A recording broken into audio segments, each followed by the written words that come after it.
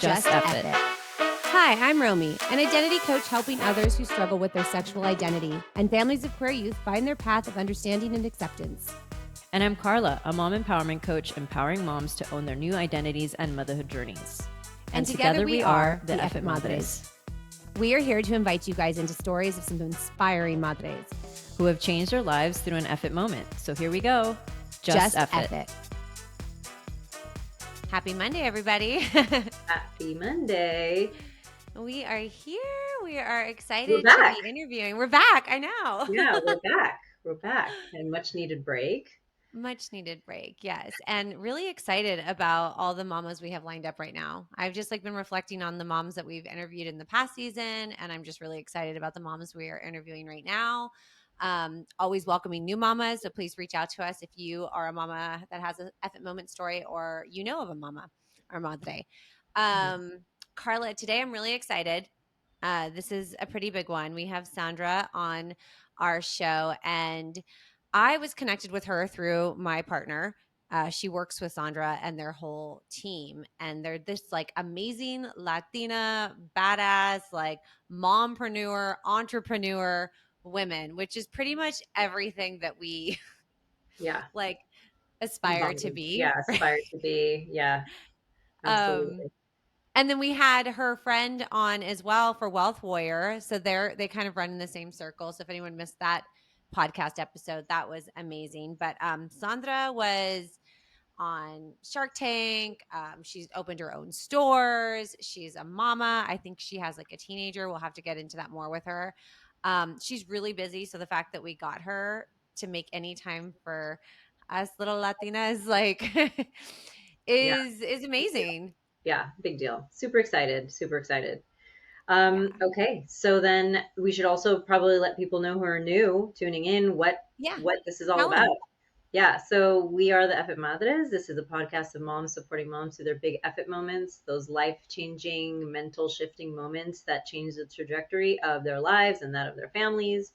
And just because it is so scary to take that first step, but so many of us are stuck in, those something that we're not happy with, and to be a mom and to make that decision is such a big deal and it's scary. So we ourselves we're in that or are still in that, and we wanted to talk to moms because there are other moms out there who've done these things, and for some inspiration and motivation, and hopefully inspire other moms out there who might need that push. So yeah, that's what we're all 100%. About. And before we bring her in, I think just so everyone knows, when we speak to these moms and every time we check in, it is what pushes us and reminds us of what we believe in and why we did this. So it's just a mutual reminder to check in sometimes when we're all having those crazy life experiences and we feel like Monday is the perfect day, because Mondays are hard. So we hope this is that little bit of motivation just to kind of remind you to just fuck it. So. Yeah. All right, we're excited. We're going to bring her in just a second. She is the owner, founder of a Nopalera. We've got her here. We're very lucky. We're not going to take too much of your time, so we're going to just jump right in. So our first question to you is, what has been your biggest Eff It moment since becoming a mom? I've had several, but I think the most recent one was when I found myself unemployed, right, with student loan debt, credit card debt. My daughter was 13 at the time. I was divorced, so no savings, really feeling like my back was up against the wall, and realizing okay, if whatever I have been doing up until this point has gotten me here, it's clearly not going to change if I keep doing the same thing. You know what I'm saying? And so it was this moment of panic. It was a moment of, I like to remind people that Nopalera was born out of discomfort. It wasn't born because I was sitting around with money and with funding and I wanted to start a beauty brand and that sounded fun. It was really a survival. If I don't build something big, nothing's going to change in my life. And how the hell am I going to pay for my daughter to go to college? How I'm going to pay for anything? And so it was in that moment, this is the summer of 2019, so this is before COVID, that I just decided I'm going to build a high-end Latina brand, and I'm going to make it aspirational, and I want to disrupt the Eurocentric beauty space, which has been very dominated by Western European brands, the Estee Lauder, Clinique, etc. But of course the problem was I didn't know how to get beauty products made. I didn't know how I was going to fund this idea, but I just knew like this is the idea. Like I'm just going to figure it out. Like, and so that's the EFFing moment, right? Of like I'm going to figure it out, whatever it takes. If I have to learn new skills, which I did, I'm still learning every day. I had to learn how to make the products myself because I literally didn't know how to get them made otherwise. Wow. My mind right now. I'm like, Yeah, I mean, yeah, making this out of discomfort and you're back up against the wall. I mean, like you literally had to shit or get off the pot. That It was is I really did not see any other path forward because again, it's like, yes, I could have gotten yet another, day job that did not pay me enough to build a savings to do the things I needed to do for my daughter. But clearly that had gotten me to where I was, at 43. I was 43 years old when I had this, moment, and I was not 26, and so I'm 43. I'm in my mid 40s. I'm unemployed. I have no savings. I don't know how I'm going to pay the rent. And I'm like, okay, I'm going to build this brand. And I knew it wasn't going to be overnight, right? It takes a long time to build a brand, but I had to get started. Like I was already late. Do you know what I mean? right. I want to jump on this, Sandra, because it's so powerful. And Carla and I are in our 40s, and we have hit some walls. And so hearing you say this is, I know for Carla and me, we've had some conversation this week, exactly what our souls needed to hear. And I'm sure for so many of us that are at this stage in our life where we do feel like we are up against a wall, we don't know what's next. We are moms. We want to have these lives. We're older. We get hard on ourselves that like this is it. Now we're in our 40s. We're not there. We're not as successful as that person or that mom or that woman. And you are just sitting here saying, fuck it. And you are that. And for those listening that don't know, your brand has just absolutely blown up. I mean, you were shouted out, right, by Oprah. You've been on Shark Tank. This is not like some small, you're doing it. You're in movement. You opened a store. Can you just quickly tell them a little bit about what your brand is so they understand you went from nothing to this? Yeah, and so I'm Mexican. I'm Mexican American. So I grew up in San Diego. My parents are Mexican, and I grew up with nopales. Like we eat them. It's just a part of Mexican culture. They're all over the Southwest. They're all over the West Coast. They're everywhere, and they're so everywhere that we kind of overlook them, Uh-oh. and we kind of take them for granted. And so it was that moment when I am standing in my parents' Ah, driveway. I'm standing in my parents' driveway and I just see the nopalera just staring me in the face. I'm like, here's this plant that I have known my entire life that I've absolutely just taken for granted. Similar to like when you grow up in a place like San Diego or Los Angeles where you are surrounded by Chicano culture, you think like, oh, everywhere's like that. And it's not. And so the nopal, here it is, like this plant that is like regenerative, it's sustainable, it's culturally symbolic, it's versatile. I'm like, how come aloe vera has gotten all the love? Everyone knows aloe vera for skincare, but how come no one has already done this? And in fact, that was another push because once I had the idea, I was like, why has no one done this? Like, why? mhm. And it felt like a responsibility in that moment because, we all have ideas for a reason. If you have an idea, that is God intervening and giving you this idea, and like, you better do something with it because if you don't, someone else will.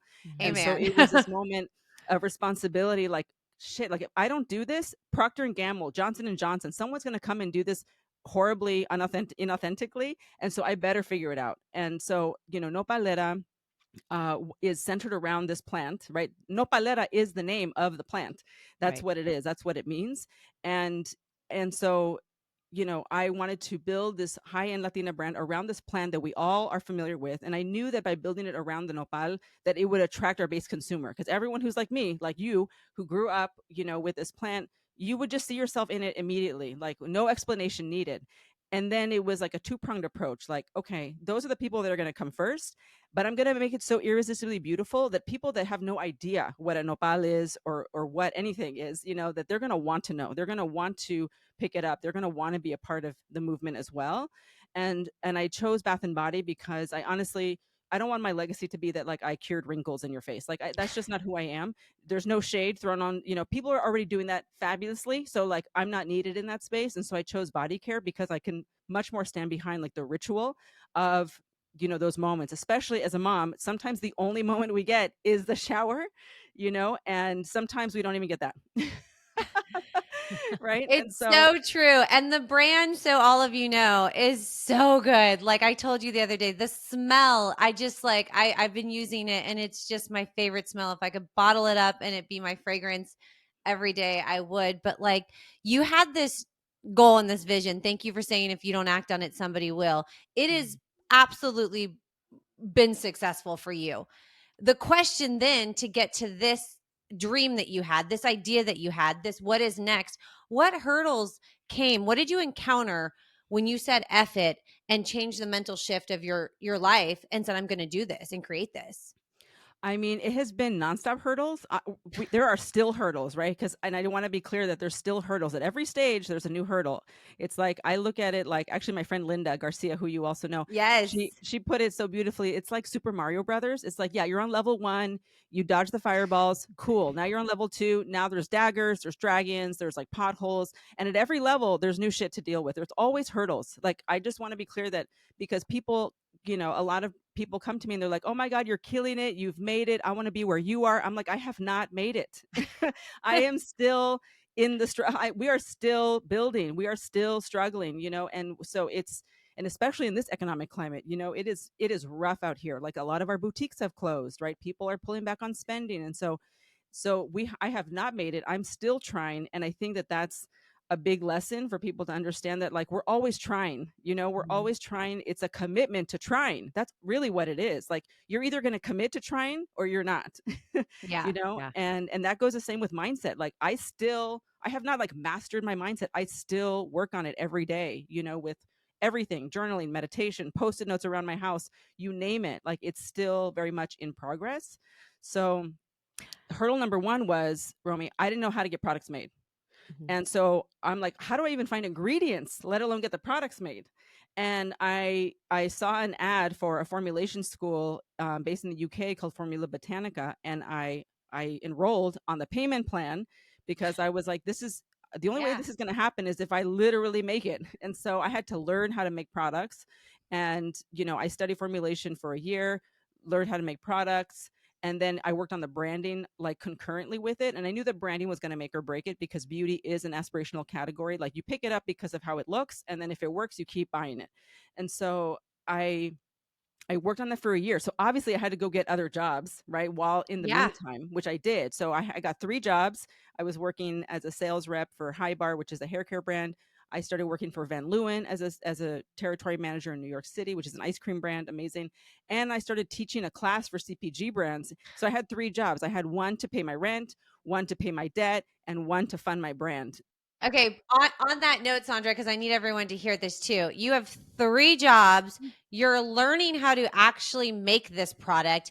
And let's just reiterate this and like get this up. And you're a mom, right? Yeah, yes. And Okay. I'm taking my daughter to school, Yeah. like every Okay. So, day. And I'm a single mom, right? okay. So I'm not a mom with a husband who's like, Thank oh, you. hey, honey, I got you, right? Like, I'm a single mom. I'm divorced, right? So I got divorced when my daughter was 6. So this is now, she's like 13 at the time when I'm building Nopalera, right? We're living in like a crappy 2-bedroom apartment on a crappy, dirty street, loud street in Brooklyn, but I couldn't afford to move, And I actually took pictures of my apartment to just always remind myself of how far I've come. Like, we had a mold problem. Every like month I had to like paint the walls with mold paint, Oh my God. Yeah, it never ends. If people aren't motivated already just by that bit alone from what you said, then I don't know what else you could say to motivate people. But like, to talk about what I think is really important to reiterate that you said is like, you you had your goal, but you did everything and like around you to get to that goal. I think a lot of the times we get stuck with this thing like, oh, I just want to do that and I should just jump in and do that. But like, what that happened to me, I wanted to jump in to do something, and then I was like flailing because I didn't have anything else to support me financially. And like, you just can't do that sometimes. Like, you have to pave the way and take those steps in order to get you to where you need to go. So for anybody that's listening that's like, I don't know how to do it, well, you can figure it out by having multiple things going. And it's okay to have multiple things going. It doesn't detract you from where you're going, as long as they're all leading to that same spot, which is what it did Yes. for you. Everything had a purpose, right? Right. I was like, this job is to pay the rent. This Mhm. job is to pay my debt. Yes. And this Yeah. job is to buy ingredients to build this brand. And I've always said, like, to your point, Carla, 100%, I've always like told people, like, I don't care where the money comes from. Like, who cares if you're working at Burger King and like you're taking that money to like fund your business? I don't care where the money comes from. Like, to get the money from wherever you can, so that you can like fulfill your vision or like your dreams. you know? Yeah. I mean, Like, that is don't the biggest preach right there, Sandra. Like Carla and I are shuffling 1,000 things for our goal. We know our end goal. And for all of those listening that like I'm working multiple jobs. She's working multiple jobs. We have a podcast. It's okay to do all of that. If you say like, you've got that purpose and that vision. And Carla and I always say, that 5 minutes a day, that 10 minutes a day, whatever that little bit that goes into what you want. And you are just such an incredible example. But I'm curious, Carla, with the next one, because you're not married, right? Are you with someone now? Okay, I'm so with someone, but we're not married, right? But still, like, there's no like money from that part of my life. You know what I mean? I'm still very much like on my own financially. Okay. yeah, Okay. So when you were starting Nopalera, was it when you were you're still with your ex-partner, or was it that was already okay. So then what impact did this have on your relationship with your daughter? Yeah, I mean, my daughter, I think that looking back, she'll be able to see like, wow, my mom, what I did, because in the moment, whatever your parents are doing is just normal, right? If your right. parents, work 3 jobs, you're like, well, that's normal. My mom works 3 jobs, and so I think she has seen me building this entire time, and then she has seen the fruits of that build. Like I was on Shark Tank, or like, Yeah. now because I'm in the beauty industry, I know a lot of beauty founders. And because my daughter's on TikTok, she's like, oh my God, you know that founder? She's on my For You page. Right. And, and so like I get cool points, Yeah. because I'm now like, I bring home tons of free samples because I go to a lot of events and I get goodie bags like forever. And so I'm always giving them to my daughter. So I think that she has seen, right. And she's 16 now. So she can actually say like, I'm proud of you. What you're building, like, congratulations. And I think as she gets older, she'll even see it even more. Yeah. And so I think that what I hope that she takes away from it is that, like, decide what you want and go get it. Yes. Yeah. Yeah. I think it's very clear that if you have a vision and you set your mind to it, then all you have to do is just figure out how to get to there. Like if you're Yeah. just going through your life not with no vision, you're working and you're working hard, but you're not going to get anywhere. So you really have to figure out what that vision is. I was just listening to the Arnold Schwarzenegger podcast with Jay Shetty, and he was very much that visual person. And look what that man has done. Yeah. So, you just have Yeah. to, like Yeah. make that decision and go for it. And I think the point is, from what you just said, Carla, is like you have to decide and declare what you want. Mm. You Yeah. can't like kind of want it a little bit. You can't want it in secret. You can't want like say it out loud. Yeah. Like what is it that you want? Because until you can see it, like to your point, like until you can visualize yourself doing what it is that you want to do, like it's not going to come to you. Right. And so you first have to decide what you want, and that actually is the hardest part for a lot of people, because we get so cluttered with what we think we're supposed to want, what our parents want for us, what society tells us we should want, and that includes how we build our relationships, right? Like I've been married and divorced twice, right? And I look back and I'm like, how did that happen, right? And I think a lot of it is because I just kept I think it was just so ingrained, right? That like you have to be married. Like it's, if you have a child, like you should be married or whatever, And I just think it's so ingrained, even though I thought of myself as an independent thinker, I think I also fell victim to just societal expectations. So many of us, I think so many of us women right now are in a shift too of breaking the people pleasing, the realizing that this whole time that we've all been like these badass women. I mean, Carla and I identify as pretty strong, females, but I think we're both as well in the last few years being like, well, wait, like I I'm not doing all the things I think I'm doing. I really got to shift that, right? I really do have to say fuck it. Yeah. And so like that was why this started, is cuz like you said, when you visualize it and you see it, you're you're either going to act on it or it's just going to pass. Mhm. Yeah. Yeah. Yeah. And And going back to like what I said before, it's like someone else will do it then. Absolutely. absolutely. Absolutely. And I forget the name of the author who wrote that book, like something about magic, but it's like these things come to you and they are intended to be acted upon. And if you do not do it, it will pass along to someone else. That is the way it goes. I mean, how many times have we sat somewhere and been like, I thought of that years ago? And it's like, it's out there. You know what I mean? So yeah, we have to jump on it. But we Yeah. need more of these stories. We need more women and more moms and more of us in our 40s and our 50s and our 60s to hear women saying, you're not done by 2030. You're not done after your divorce. You're not done because you don't have the money you thought you were supposed to have at an age. Fuck it. If you want it, make it happen. And Carla, we just have this conversation. Like, Yeah. we're not too old. Like, we have to get these things out of our head. And hearing somebody that didn't come from the money, that wasn't handed the money, like for those like me, I don't have the money. I've been a single mom. I work 1,000 jobs, that doesn't mean that those dreams of mine aren't achievable or that I can't have them just because this is my story, right? I'm going to change that story. So that is so inspiring for us to hear.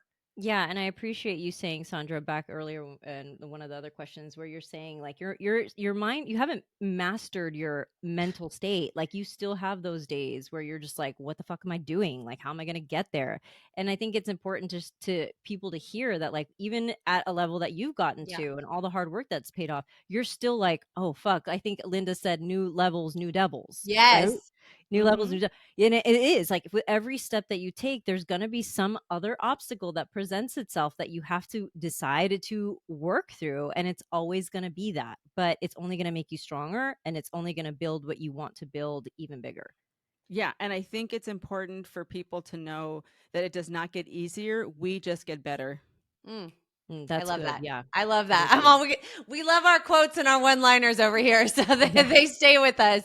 My next question then would be, what fears did you surrender to through this, and are you surrendering to through this process? I think that so, I do a lot of like speaking. Like I'm actually in California right now for a speaking gig with Linda actually tonight.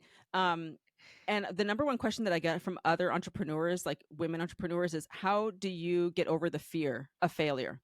Yes. And the answer is you don't. The answer is your mission has to be so much bigger that like the fear is just like this big compared to the mission, the purpose, the why.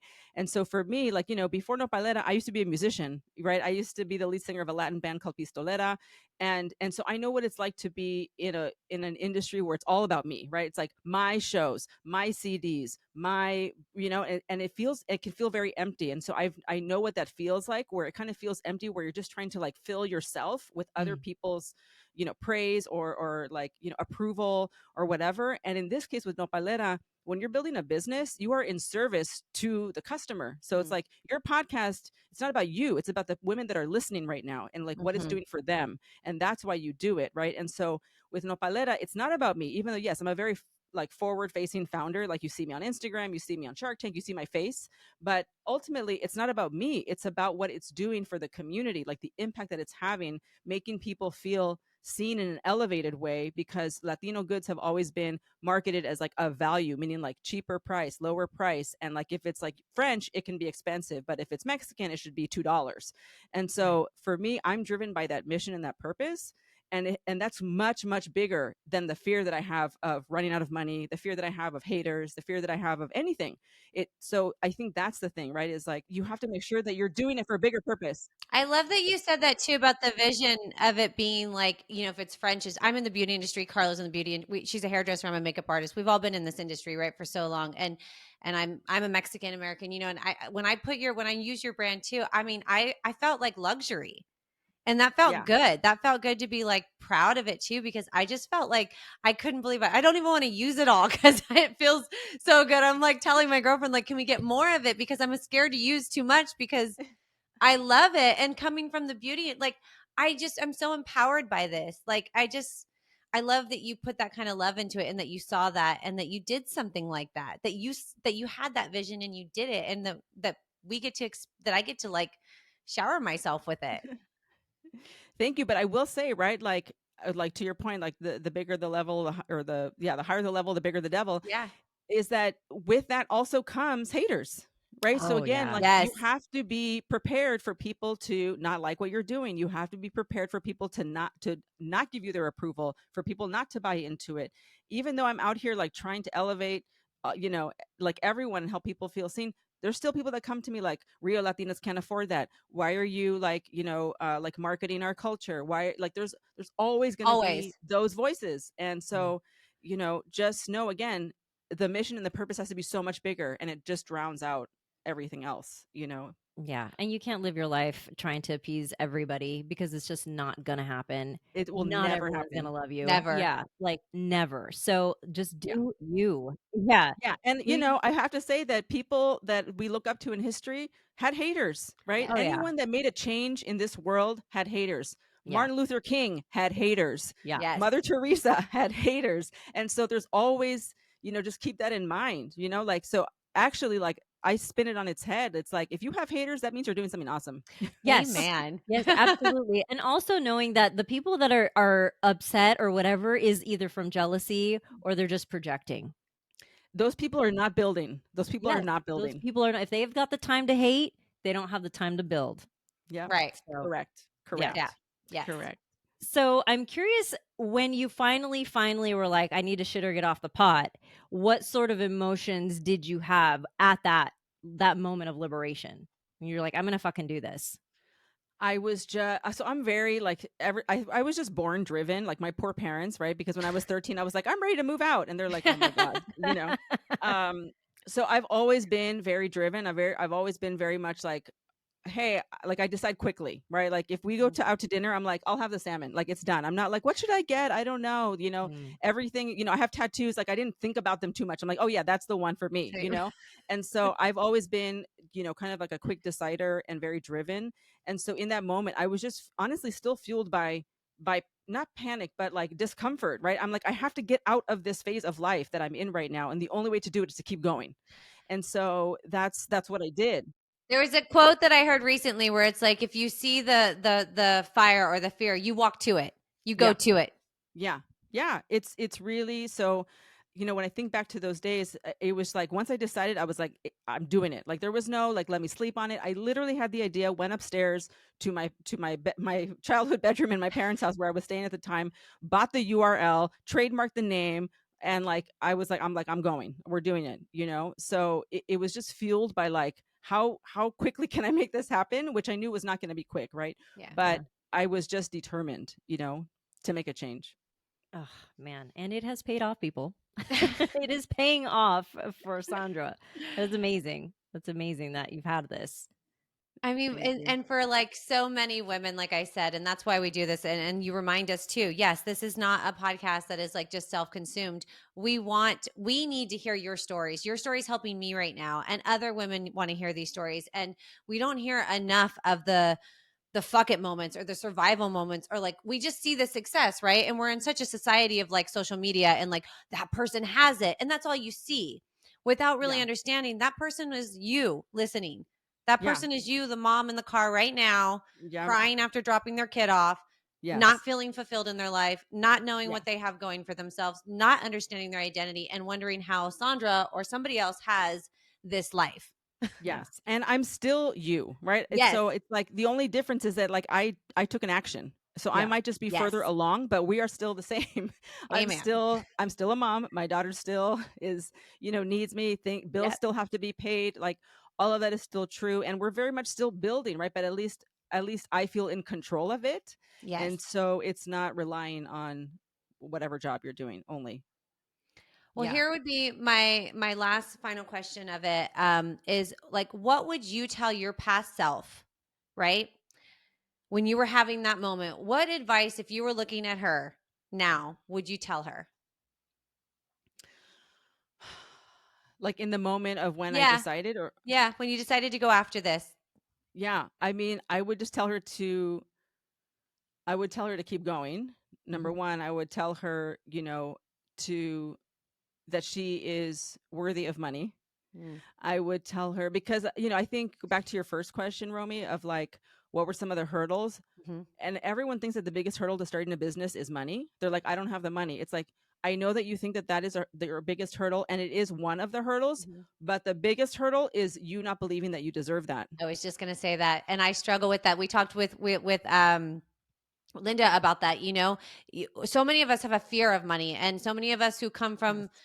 I was, a kid on welfare with my mom at one point. I'm a Yeah. Mexican. I didn't think Yeah. I deserved that money, and I still Yeah. struggle with the story of Yes. I am worthy of success. Yes. I am worthy Yes. of money. I'm afraid of money. Thank you for saying that, because that's a Yes. hurdle that so many have. Yes. And I still see that reflected in my journey now. Like when Nopalera, when we launched and, we started to have sales. And I remember when we had our first $40,000 month, and I was so excited, like, oh my God, we just made $40,000 in a month, which by the way is not all profit, right? So that's just, Yeah. Sure. but Yeah. we had our Still. first $40,000 Still. month, and I shared, and I had my Shopify on my phone, and I showed my dad, and he literally gripped his chest, and like I thought he was like having a heart attack, and I was like, what, he wasn't like, oh, congratulations, I'm so proud of you, Mika. His response was, oh my God, that's such a huge responsibility. Oh, And in that moment, I learned so much about my own money wounds and journey and thoughts, that yes. like we have been taught to view money as this problem, Yeah. and that money, like and what I had to come to terms with is that not only was I like scared of money, because it's like you want money, right? Like you want Yeah. to pay your bills, you don't want to be anxious about how you're going to survive, but at the same time you don't want too much, because then you don't want people to judge you, you don't want to be able to have to lose it, right? Because the more you have, the more you have to lose, and what if people come after you, right? Because they know Yeah. you have money and all of these things, right? And so this idea that like more money, more problems, Mm-hmm. right, was so embedded, I think. And also I had to come to terms with the fact that I was mad at money, which is different than like being scared of money. Like Mm-hmm. mad at money, like why aren't you here, like why don't you stay, Mm. how come you always leave, Mm. and coming to terms with the reality that we all have a relationship with money. And so Yeah. what is your relationship with money? Are you Yeah. mad at it? Because like if you're mad at Carla, does Carla want to come to your house? Like really being clear about like money is just it's just energy, right? It Like we just is. use it to exchange goods and services with each other, right? And so money is an energy. And we each have a different relationship with it, because I can probably say every one of us here, I know Carla obviously much, I know her better than you, right? I'm just meeting you and getting to understand your relationship with money. She knows mine, but we all have a different relationship, whether we're afraid of it, we don't accept it. It's a responsibility, like you said. And really, I would say like understanding what that is one of the biggest hurdles if you're gonna Yes. get it. Well, like Linda says too, it's the first hurdle you have to get through. Because Yes. like Yes. you said, you could want it and you can pray for it, but if you're Yeah. scared or you're mad at it or whatever, it's Yeah. not gonna come You because can't it's what Yeah. you're receive it. putting. Yeah, exactly. Yeah. And you start and we like have been brainwashed to think that money is like a pizza. Like if I have a slice, that's one less slice for you, and like that's not how it works. No. There's Yeah. actually, and now that I'm been further along on my journey, I know that there is so much money. Like the problem is not that there's enough money, there's so much money that there are people out there that are trying to invest their money because they don't know where else to put it. Yeah. And like think of that reality, that there's so much money, it's not about if there's enough or not. And so that was the first hurdle, and I still have to you know it's still a retraining, Yeah. because I'm 47. Like look how many years I've been thinking a certain way, and like you can't just change it overnight. You don't just do one meditation, read one book, listen to one podcast, and like now you're cured, and you like with money. It's a commitment. Are you Yeah. going to commit to changing the way you think? And Yeah. honestly, a lot of people are comfortable in their stories. Yes. Yeah. 100%. Yeah. 100%. And I was going to say to you, sometimes, like you saying that, it was reminding me of just like sometimes I know for myself, I can only speak for myself and for maybe anyone listening. I get comfortable in survival. I get Yes. comfortable needing to like be the struggle, right? Mhm. And Mhm. that's where I've always been. So that's my comfort zone. So seeing myself out of that has been challenging because I feel safe surviving. Yes, and that's why like 75% of people that win the lottery lose it all in the first year, because they are not comfortable with that version of themselves. They Yes. Mm. only know what it's like to struggle. They only know what it's like to live paycheck to paycheck, and they see money as a tool to pay bills, Yes. and money as a tool to survive. I now see money as a tool to make impact. So like if the more money I make, the more I can reinvest into other people, the bigger of an impact I can make. If I Mm, stay small and if my business fails, I can't help anyone. I love that.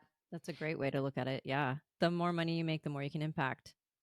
Well, Carla, that's what you said when we started this. Like, we love Jay Shetty. We're big Jay Shetty fans over here. So, and Jay always had that thing, right? Like, if your intention truly purely is to do better or to do good or to, if it's really there, not like if I have it, I'm going to donate it here and this and this. Not that, but like you really truly are in something that's going to give back and want to keep growing and recycle itself and be useful. It works. If you're in it just for me, it's not going to work. And that's why It- Carla and I have always Mhm. said, like, if this doesn't feel good anymore, we stop. If this Mhm. doesn't Yeah. feel like we're doing what we're supposed to do, we stop, Mhm. because Yeah. Mhm. that's the only way it'll ever be anything, is if you really do have like your heart in it. Yeah. Yeah, and that's the only thing that helps you get through it, because on the hard days, if you don't have that, the whole thing falls apart, because you're like, "Oh, it's just too hard, like fuck it." And then it means that like you weren't really in it for the right reasons, or you weren't really thinking of a bigger picture, and it means that you were looking for something that was going to be fun and easy, and that's not what building a business is. It's the No. opposite of that. Yeah. Yeah. Well, Sandra, I just want to thank you so much. Yes. This was so, and it was so inspiring. We needed to hear this. You really gave us some words that like Carla and I have been struggling with this week. So thank you. I feel like that was your timing of having you this week couldn't be more perfect for just our own personal journey, Yes. Thank you. let alone everyone listening. And can you just tell everybody right now where they can buy your products, shop your products, follow you, give a big shout out so everybody can go? Yeah, so Nopalera, you can find us on our website, nopalera.co. We're also nopalera.co on Instagram and on TikTok.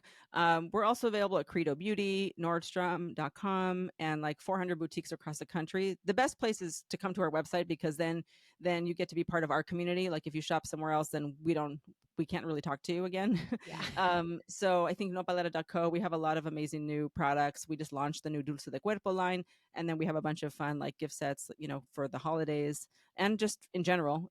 So these are practical products that make your everyday routines into elevated experiences, and that's what we do. We're so grateful to have had you on. Thank you for taking the time out of your busy schedule. We're so appreciative. And I am going to be getting myself a I set know of you are. set You're of that box. definitely, I you was need like, to, oh my Carla. God, I need to do that Well, with she my has giant. a shop in LA too, Carla. Carla's in Los Angeles, so you need to Oh go Yeah, by yeah. the come by the store. store. Oh, wait a minute. Yes. Where's the store? So save on shipping. Sorry, I should have said that when you asked me Yeah, where they can find us. So it's only through December 5th. So I don't. Whenever this airs, it may or may not apply. But it will. we opened up a pop up in LA in Silver Lake on Sunset, Oh, 3118 Sunset Boulevard, right great. near Los Globos, like the famous Oh music my hub. God. If No, you know where exactly. Los Yeah. Globos is, Yeah. Okay. and right there, like next block. And it's open through December 5th. And so, yeah, if you're in LA, save on shipping, just come into the store and get what you want. And also, we have also other amazing Latino entrepreneurs, like goods that we're also selling. Like there's like incredible like ceramics and huaraches and, everything. And so, yeah, the store is beautiful. It's nicer than my house. Oh, wow. Carla, you have to go by. You're Yes, there, so I you will have to go by. Yeah, absolutely go by. Thank you for yeah, letting me know that. That's amazing. All Yeah. right. yeah, Well, great. All right. Yeah. So well, this is where we all say just just F F it. it.